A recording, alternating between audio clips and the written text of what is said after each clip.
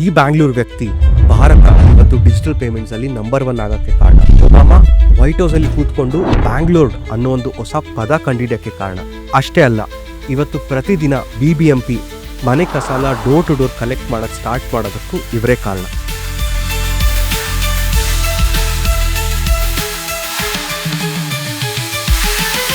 ನಂದನ್ ನಿಲೇಕಣಿ ಬ್ಯಾಂಗ್ಳೂರಿನ ಮಿನರ್ವಾ ಮಿಲ್ಸ್ನಲ್ಲಿ general manager ಆಗಿದ್ದ ಮೋಹನ್ ರಾವ್ ನಿಲೇಕಣಿ ಮತ್ತು ದುರ್ಗಾ ಅನ್ನೋ ಒಂದು ಸಿರ್ಸಿಯ ಕೊಂಕಣಿ ಕುಟುಂಬದಲ್ಲಿ ಹುಟ್ಟುತ್ತಾರೆ. ಬಿಷಪ್ ಕಾಟನ್ಸ್ನಲ್ಲಿ ಸ್ಕೂಲಿಂಗ್, ಧಾರವಾಡ್ನಲ್ಲಿ PU, IIT ಬಾಂಬೆನಲ್ಲಿ ಎಲೆಕ್ಟ್ರಿಕಲ್ ಇಂಜಿನಿಯರಿಂಗ್ ಮಾಡಿದಂಥ ನಂದನ್ ಅವರಿಗೆ ಲೈಫ್ ಟರ್ನಿಂಗ್ ಪಾಯಿಂಟ್ ಬರೋದು ಫೆಬ್ರವರಿ 18, 1979ನಲ್ಲಿ.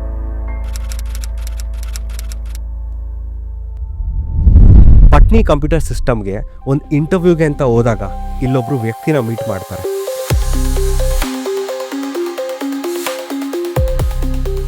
ಲರ್ನಬಿಲಿಟಿ ಟೆಸ್ಟ್ ಅನ್ನೋ ಒಂದು ಇಂಟರ್ವ್ಯೂ ಟೆಸ್ಟ್ನ ಈ ಇಂಟರ್ವ್ಯೂ ಮಾಡೋ ವ್ಯಕ್ತಿ ಹೈರಿಂಗ್ಗೆ ಅಂತ ಸ್ಟಾರ್ಟ್ ಮಾಡಿರ್ತಾರೆ. ಅದರಲ್ಲಿ ನಂದನ್ ಅವರು 50 ಔಟ್ ಆಫ್ 50 ತಗೊಳ್ಳೋ ಅಂತ ಏಕೈಕ ವ್ಯಕ್ತಿ ಆಗ್ತಾರೆ.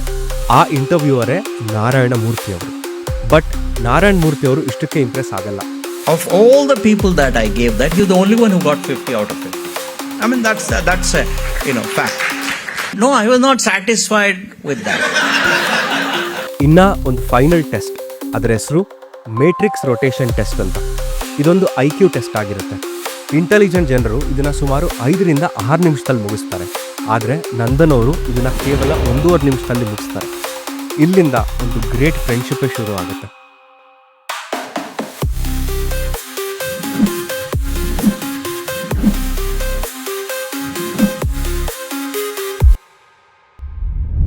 ಮುಂದೆ 1981ನಲ್ಲಿ ಮೂರ್ತಿ ಅವರು ನಂದನ್ ಮತ್ತು ಇನ್ನ 5 ಜನರನ್ನ ಕರ್ಕೊಂಡು ಹೋಗಿ ಇನ್ಫೋಸಿಸ್ ಸಂಸ್ಥೆನ ಸ್ಥಾಪಿಸ್ತಾರೆ.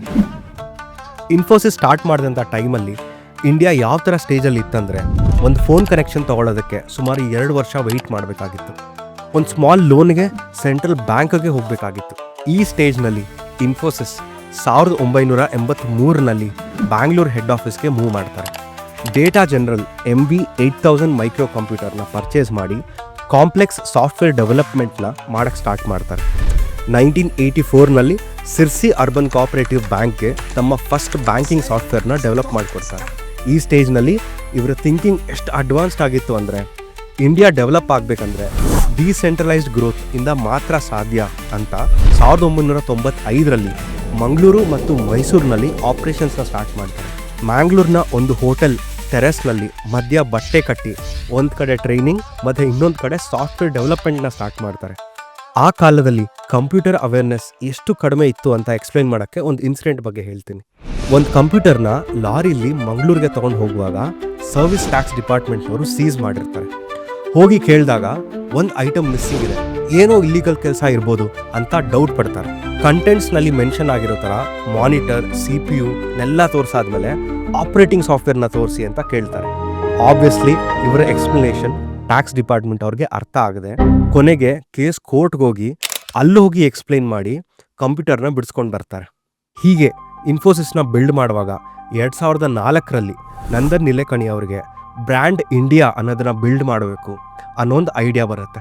ಪ್ರತಿ ವರ್ಷ ಡಾವೋಸ್ ಸ್ವಿಟ್ಜರ್ಲ್ಯಾಂಡ್ನಲ್ಲಿ ವರ್ಲ್ಡ್ ಎಕನಾಮಿಕ್ ಫೋರಮ್ ಅನ್ನೋದು ನಡೆಯುತ್ತೆ. ಈ ಜಾಗದಲ್ಲಿ ಬ್ರ್ಯಾಂಡ್ ಇಂಡಿಯಾ ಬಗ್ಗೆ, ನಮ್ಮ ದೇಶದ ಗ್ರೋತ್ ಬಗ್ಗೆ ಅವೇರ್ನೆಸ್ ಹೆಚ್ಚೋಕ್ಕೋಸ್ಕರ ಒಂದು ಕ್ಯಾಂಪೇನ್ ಪ್ಲಾನ್ ಮಾಡ್ತಾರೆ. ಈ ಪ್ರೋಗ್ರಾಮ್ ನಡೆಯುವಂಥ ವೀಕಲ್ಲಿ ಏರ್ಪೋರ್ಟಲ್ಲಿ ಲ್ಯಾಂಡ್ ಆದಾಗ ಬ್ಯಾನರ್ಸ್ ಇಂದ ಹಿಡಿದು ಹೋಟೆಲ್ ರೀಚ್ ಆದಾಗ ಒಂದು ಐಪಾಡ್ನಲ್ಲಿ ಇಂಡಿಯನ್ ಸಾಂಗ್ಸ್ನ ಕೊಡೋವರೆಗೂ ಎಲ್ಲ ಕಡೆ ಇಂಡಿಯಾ ಬಗ್ಗೆ ಅವೇರ್ನೆಸ್ ಹುಟ್ಟಿಸೋ ಪ್ರಯತ್ನ ನಡೆಯುತ್ತೆ. ಇದು ಒಂದು ಗ್ರೇಟ್ ಸಕ್ಸಸ್ಫುಲ್ ಕ್ಯಾಂಪೇನ್ ಆಗುತ್ತೆ. 2009ನಲ್ಲಿ HRD ಮಿನಿಸ್ಟರ್ ಆಗೋಕ್ಕೆ ಅಂತ ಇನ್ವೈಟ್ ಮಾಡಿರ್ತಾರೆ. ಬಟ್ ನಂದನ್ ಅವ್ರಿಗೆ ಮಿನಿಸ್ಟ್ರಿಗಿಂತ 3 ಇಯರ್ಸಿಂದ ಹಾಗೆ ಫೈಲ್ಸ್ನಲ್ಲೇ ಕೊಳಿತಿರೋ ಅಂತ ಒಂದು ಪ್ರಾಜೆಕ್ಟ್ ಮೇಲೆ ಇಂಟ್ರೆಸ್ಟ್ ಬರುತ್ತೆ. ಇಂಡಿಯಾಲಿ unique identification and multipurpose use cases ಇರುವಂಥ ಒಂದು ನ್ಯಾಷನಲ್ ಐಡೆಂಟಿಟಿ ಮೆಥಡ್ ಬಗ್ಗೆ ತುಂಬ ಅವಶ್ಯಕತೆ ಇರುತ್ತೆ. ಆ ಟೈಮಲ್ಲಿ ಇದ್ದಂಥ ration card, voter ID, driving licence ಇವೆಲ್ಲ ಅಷ್ಟು ರಿಲಯಬಲ್ ಆಗಿರಲ್ಲ, ಹಾಗೂ ಈಸಿಯಾಗಿ ಫ್ರಾಡ್ ಕೂಡ ಮಾಡೋವಂಥದ್ದಾಗಿರುತ್ತೆ. ನಂದನ್ ಅವರಿಗೆ ಈ ಪ್ರಾಬ್ಲಮ್ನ ಡಿಜಿಟಲ್ ಇನ್ಫ್ರಾಸ್ಟ್ರಕ್ಚರ್ ಮೂಲಕ ಸಾಲ್ವ್ ಮಾಡ್ಬೋದು ಅನ್ನೋ ನಂಬಿಕೆ ಇರುತ್ತೆ. ಈ ಪ್ರಾಜೆಕ್ಟ್ಗೆ ಆಧಾರ್ ಅನ್ನೋ ಹೆಸರು ಇವರೇ ಕೊಡ್ತಾರೆ. ಇಲ್ಲಿ ಬಯೋಮೆಟ್ರಿಕ್ ಮತ್ತು ಐರಿಸ್ನ ಯೂಸ್ ಮಾಡಿದ್ದು ಮೋಸ್ಟ್ ಪಾತ್ ಬ್ರೇಕಿಂಗ್ ಐಡಿಯಾ ಅಂತಲೇ ಹೇಳ್ಬೋದು. ಇದನ್ನ ಬಿಲ್ಡ್ ಮಾಡಿ ಲಾಂಚ್ ಮಾಡೋಕ್ಕೆ ಸುಮಾರು 14 ಮಂತ್ಸ್ ಟೈಮ್ ತಗೋತಾರೆ. ಇಂಡಿಯಾದ ಎಲ್ಲ ಚೀಫ್ ಮಿನಿಸ್ಟರ್ಸ್ನ ಮೀಟ್ ಮಾಡಿ ಇದರ ಅಡಾಪ್ಟಬಿಲಿಟಿ ಮತ್ತು ಯೂಸ್ ಕೇಸಸ್ನ ಎಕ್ಸ್ಪ್ಲೈನ್ ಮಾಡ್ತಾರೆ. ಈ ಟೈಮಲ್ಲೇ ಆಗ ಗುಜರಾತ್ ಚೀಫ್ ಮಿನಿಸ್ಟರ್ ಆದಂಥ ನರೇಂದ್ರ ಮೋದಿ ಅವ್ರನ್ನ ಮೀಟ್ ಮಾಡ್ತಾರೆ. ವೆರಿ ಓಕಲಿ BJP ಕ್ರಿಟಿಕ್ ಆಗಿದ್ದಂಥ ನಂದನ್ ಅವರಿಗೆ ಇಲ್ಲಿ ಒಂದು ಹೊಸ ಲಾಂಗ್ ಸ್ಟ್ಯಾಂಡಿಂಗ್ ಫ್ರೆಂಡ್ಶಿಪ್ ಸಿಗುತ್ತೆ. 2014ನಲ್ಲಿ ಮೋದಿ PM ಆಗಿ ಆಯ್ಕೆ ಆಗ್ತಾರೆ. ಇಷ್ಟೊತ್ತಿಗೆ ಆಲ್ರೆಡಿ ಜಾಮ್ ಟ್ರಿನಿಟಿ ಬಗ್ಗೆ ನಂದನ್ ಅವರು ತುಂಬ ಕಡೆ ಮಾತಾಡಿರ್ತಾರೆ. Jan Dhan account, Aadhaar and mobile. Modi government ಇದನ್ನು 2015ನಲ್ಲಿ ಅಫಿಷಿಯಲಿ ಎಕನಾಮಿಕ್ ಸರ್ವೆ ಆಫ್ ಇಂಡಿಯಾನಲ್ಲಿ ಅನೌನ್ಸ್ ಮಾಡ್ತಾರೆ. ಇದು ಒಂದು ಅಡಾಪ್ಷನಿಂದ ಇಂಡಿಯಾ ಗ್ರೋತ್ ಸ್ಟೋರಿನೇ ಚೇಂಜ್ ಆಗೋಗುತ್ತೆ. India powering past global trade uncertainties. UPI processed 172 billion transactions. This blockbuster GDP number, and that's the breaking news right now. ಈ ಜಾಮ್ ಟ್ರಿನಿಟಿ ಬೇಸ್ ಮೇಲೆ ಎಷ್ಟೊಂದು DPI ಅಂದರೆ ಡಿಜಿಟಲ್ ಪಬ್ಲಿಕ್ ಇನ್ಫ್ರಾಸ್ಟ್ರಕ್ಚರ್ಗಳನ್ನ ಬಿಲ್ಡ್ ಮಾಡ್ತಾರೆ. I'll explain. First DBT, direct benefit transfer. ಆಧಾರಿಂದ easily Jan Dhan bank account create ಮಾಡೋ opportunity create ಆಯಿತು.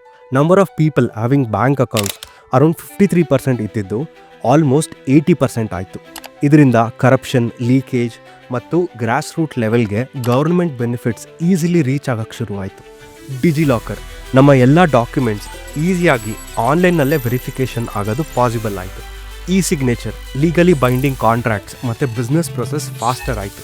UPI 2016ನಲ್ಲಿ ಬಿಲೋ 1% ಇದ್ದಂಥ ಡಿಜಿಟಲ್ ಟ್ರಾನ್ಸಾಕ್ಷನ್ ಇವಾಗ ಮೋರ್ ದೆನ್ 60% ಆಗಿ one of the world's top digital transaction country ಆಗಿದೆ. 2016 ಆ್ಯಕ್ಚುಲಿ ಇಂಡಿಯಾಸ್ ಗ್ರೋತ್ ಸ್ಟೋರಿಗೆ ಒಂದು ಇನ್ಫ್ಲಿಕ್ಷನ್ ಪಾಯಿಂಟ್ ಅಂತಲೇ ಹೇಳ್ಬೋದು. ಇಲ್ಲಿ ಕೋಇನ್ಸಿಡೆಂಟ್ಲಿ 3 ಇನ್ಸಿಡೆಂಟ್ಸ್ ಆಗುತ್ತೆ. May 11th UPI officially launch ಆಗಿದ್ದು, then September 5th Jio launch ಆಗಿದ್ದು.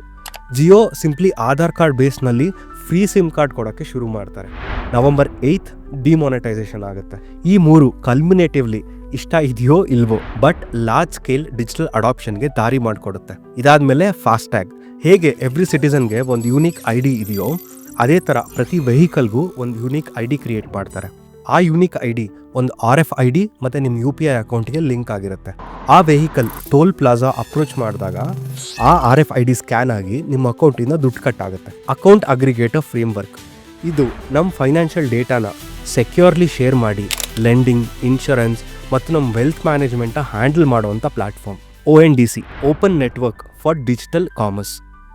ಕಾಮರ್ಸ್ ಪ್ಲಾಟ್ಫಾರ್ಮ್ಸ್ನಲ್ಲಿ ಬಿಗ್ ಕಂಪ್ನೀಸ್ದು ಮೊನೋಪಲಿನ ಬ್ರೇಕ್ ಮಾಡಿ ಯಾರು ಬೇಕಾದ್ರೂ ಈಸಿಲಿ ಕಾಂಪೀಟ್ ಮಾಡೋದಕ್ಕೆ ಹೆಲ್ಪ್ ಮಾಡಿದಂಥ ಪ್ಲಾಟ್ಫಾರ್ಮ್ ಇದು. Unified energy interface, buy and sell energy. Just like UPI ಥರಾನೇ ಇದೊಂದು peer to peer energy transfer platform. ಇದರಿಂದ ಇಂಡಿಯಾಲಿ EV ಅಡಾಪ್ಷನ್ ರೇಟ್ ತುಂಬ ಜಾಸ್ತಿ ಆಗಿದೆ. ಈ ಪ್ಲಾಟ್ಫಾರ್ಮ್ ಬೇಸ್ಡ್ ಆಗಿ already every day around 13,000 charging ಸೆಷನ್ಸ್ಗಳಾಗ್ತಾ ಇದೆ. ದೆನ್ ಇವಾಗ ನಂದನ್ ಅವರ one of the biggest and most ambitious projects, tokenization of assets. Mr. Nandan Nilekani has emphasized the potential of land asset tokenization. एक डिजिटल टोकन आप खरीद सकते हैं, मरीन ड्राइव का digital token. Now I'm working on big ideas. How do you design an architecture for the tokenization of all kinds of assets? ನಮ್ಮ ದೇಶದಲ್ಲಿ almost 50% of the assets ಬಂದು land ರೀತಿಯಲ್ಲಿದೆ. Land ರೆಕಾರ್ಡ್ಗಳದಂತೂ ತಲೆನೋವು ಆಲ್ರೆಡಿ ಎಲ್ರಿಗೂ ಗೊತ್ತಿದೆ. ಎಲ್ಲ records correct ಇದ್ರು ಅದನ್ನ ಲಿಕ್ವಿಫೈ ಮಾಡೋದು ಅಂದರೆ ಕ್ಯಾಶ್ ರೀತಿಯಲ್ಲಿ ಯೂಸ್ ಮಾಡ್ಕೊಳ್ಳೋದು ಐದರ್ ಪೂರ್ತಿ ಅಥವಾ ಬಿಗ್ ಚಂಕ್ ಆಫ್ ಲ್ಯಾಂಡ್ನ ಮಾರಿದಾಗ ಮಾತ್ರ ಸಾಧ್ಯ. ಲ್ಯಾಂಡ್ ಟೋಕನೈಸೇಷನ್ ಅಂದರೆ ಜಸ್ಟ್ ಲೈಕ್ ಪ್ರತಿ ಪರ್ಸನ್ಗೆ ಮತ್ತು ವೆಹಿಕಲ್ಗೆ ಒಂದು ಯೂನಿಕ್ ID ಕ್ರಿಯೇಟ್ ಆಗಿದೆಯೋ ಅದೇ ರೀತಿ ಪ್ರತಿ ಲ್ಯಾಂಡ್ ಪ್ರಾಪರ್ಟಿಗೆ ಜಿಯೋ ಫೆನ್ಸಿಂಗ್ ಹೆಲ್ಪ್ ಮೂಲಕ ಒಂದು ಯೂನಿಕ್ ID ಕೊಡೋದು. ಲ್ಯಾಂಡ್ ರೆಕಾರ್ಡ್ಸ್ ಡಿಜಿಟೈಸೇಷನ್ ಮೂಲಕ ಲಿಂಕ್ ಮಾಡಿ ಈಸಿಲಿ ಅದನ್ನು ಸೆಲ್, ಕೊಲಾಟ್ರಲ್ ಅಥವಾ ಟೋಕನ್ಸ್ ಆಗಿ ಬ್ರೇಕಪ್ ಮಾಡಿ ಸೆಲ್ ಅಥವಾ ಬೈ ಮಾಡೋದು. The possibilities R huge. Imagine ನೀವು ಜಸ್ಟ್ 1 or 2 lakhsಗೆ ಒಂದು small portion of the land ಅಥವಾ ಒಂದು ಟೋಕನ್ನ ಮೈಸೂರು ರೋಡ್ನ ಹೆಜ್ಜಾಳ ಹತ್ರ ಬೈ ಮಾಡ್ತೀರಾ ಅಂತ ಅನ್ಕೊಳ್ಳಿ. ನಿಮ್ಮ ಥರಾನೇ ತುಂಬ ಜನ ಆ ರೀತಿ ಟೋಕನ್ಸ್ಗಳನ್ನ ಪರ್ಚೇಸ್ ಮಾಡಿರ್ತಾರೆ.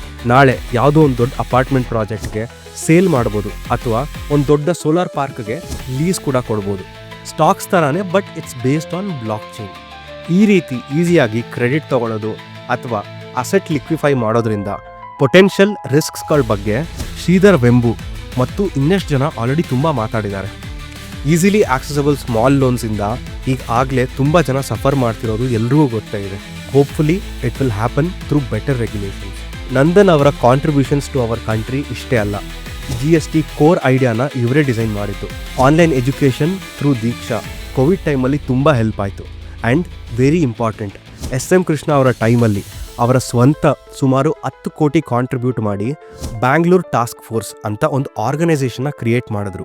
ಇದರಲ್ಲಿ ಎಲ್ಲ ಬೆಂಗಳೂರು ಸರ್ಕಾರಿ ಸಂಸ್ಥೆಗಳನ್ನ ಒಟ್ಟಿಗೆ ಸೇರಿಸಿ ಬ್ಯಾಂಗ್ಳೂರ್ ಲೈಫ್ನ ಬೆಟರ್ ಮಾಡೋದ್ರ ಬಗ್ಗೆ ತುಂಬ ಐಡಿಯಾಸ್ನ ಇಂಪ್ಲಿಮೆಂಟ್ ಮಾಡಿದ್ರು. ಫಾರ್ ಎಕ್ಸಾಂಪಲ್, ಟ್ರಾಫಿಕ್ ಫೈನ್ಸ್ನ ಟ್ರಾಫಿಕ್ ಮ್ಯಾನೇಜ್ಮೆಂಟ್ಗೆ ಸ್ಪೆಂಡ್ ಮಾಡೋದು, every day door to door garbage collection ಮಾಡೋದು, Nirmala toilets, better bus shelters build ಮಾಡಿ ಅದರಿಂದ ಪೊಟೆನ್ಷಿಯಲ್ ಆ್ಯಡ್ ರೆವಿನ್ಯೂ ಜನರೇಟ್ ಮಾಡೋದು, ಇನ್ನೂ ಎಷ್ಟೋ ಕೆಲಸಗಳು ಈ ಸಂಸ್ಥೆಯಿಂದ ಆಗಿದೆ. ಅನ್ಫಾರ್ಚುನೇಟ್ಲಿ ಪೊಲಿಟಿಕಲ್ ರೀಸನ್ಸ್ಗೆ Bengaluru task force doesn't exist anymore. ನನ್ನ ಪ್ರಕಾರ ಕರ್ನಾಟಕದಲ್ಲಿ ಎಷ್ಟೋ ಸಾಧಕರಿಗೆ ಭಾರತ ರತ್ನ ಬರಬೇಕು. ಆ ಲಿಸ್ಟಲ್ಲಿ ಇವರು ಕೂಡ ಖಂಡಿತ ಒಬ್ಬರು.